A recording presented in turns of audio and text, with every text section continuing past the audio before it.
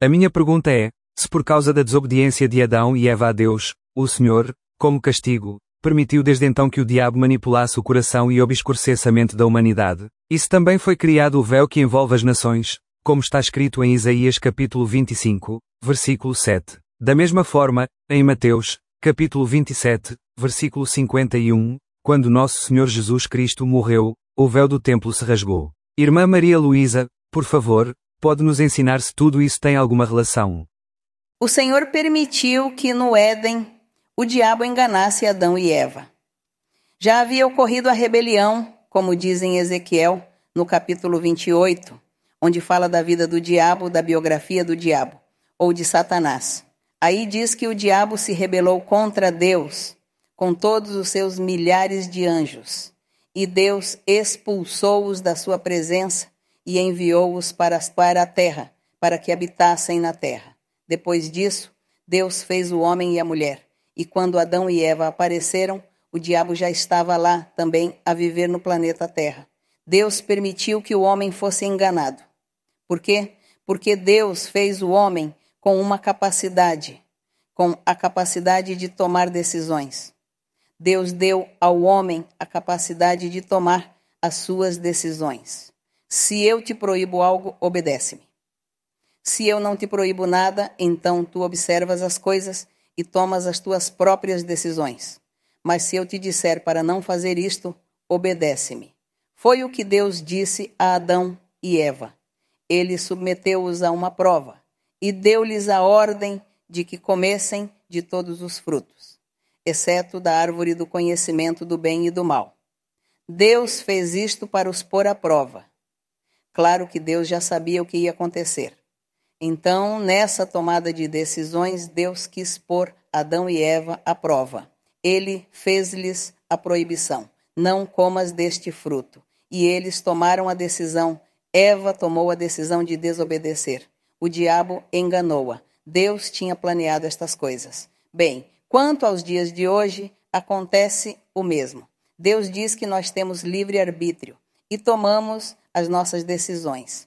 Mas em muitas dessas decisões, Deus está conosco e ensina-nos, guia-nos, incita-nos a que tomemos boas decisões e que façamos bem as coisas. Porque, além disso, oramos e dizemos: Senhor, ajuda-me a tomar uma boa decisão. Então, Deus ajuda-nos.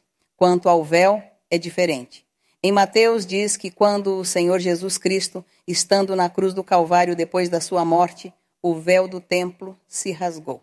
Lembremos-nos que em Jerusalém havia um templo que o rei Herodes tinha construído para os judeus, e nesse templo estava o lugar santíssimo, separado por um véu. Havia o lugar santo e o lugar santíssimo. E havia um véu, ou uma cortina, como se diz em português, e estava a separá-lo do lugar santíssimo. Significava que os seres humanos não podiam entrar no lugar santíssimo, apenas o sumo sacerdote uma vez por ano. E esse véu tinha uma representação simbólica. Simbolizava que os homens, a humanidade, não podiam apresentar-se perante Deus, porque Deus estava muito longe da humanidade. Deus apenas se apresentava através do sacerdote ou dos profetas, mas, de resto, ele não se manifestava ao povo comum, porque havia esse véu que separava o ser humano de Deus. Quando o Senhor Jesus Cristo morreu, disse: aquele que crê em mim, eu vou dar-lhe liberdade para que tenha comunhão com Deus, para que possa apresentar-se perante Deus. Deus falará com ele e a pessoa falará com Deus, e haverá uma comunhão entre Deus e o homem. Essa foi a promessa do Senhor Jesus Cristo. Por isso, quando ele morreu naquele dia da crucificação, diz que o véu do templo se rasgou, porque o véu era a representação simbólica de Deus estar afastado das pessoas. Então diz que esse véu se rasgou para que todos possam entrar no lugar santíssimo e possam ter comunhão com Deus. O Senhor Jesus disse: através de mim, todos vocês terão comunhão com Deus, porque vocês vão orar e Deus vai estar convosco e o Espírito Santo vai estar no coração de cada um. E Deus estará convosco de agora em diante. Aí estava essa representação simbólica do véu. Isso era o que representava, que o Senhor deu livre acesso aos seres humanos para terem comunhão com Deus.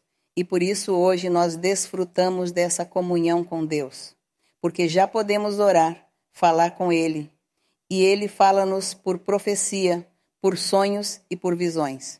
Manifesta-se fazendo milagres e curas. Que comunhão tão bela nós podemos ter com o nosso Deus. É por isso importante que cumpramos os seus mandamentos, para que Ele não se afaste de nós e não nos deixe sozinhos, mas que essa comunhão continue. Graças a Cristo Jesus.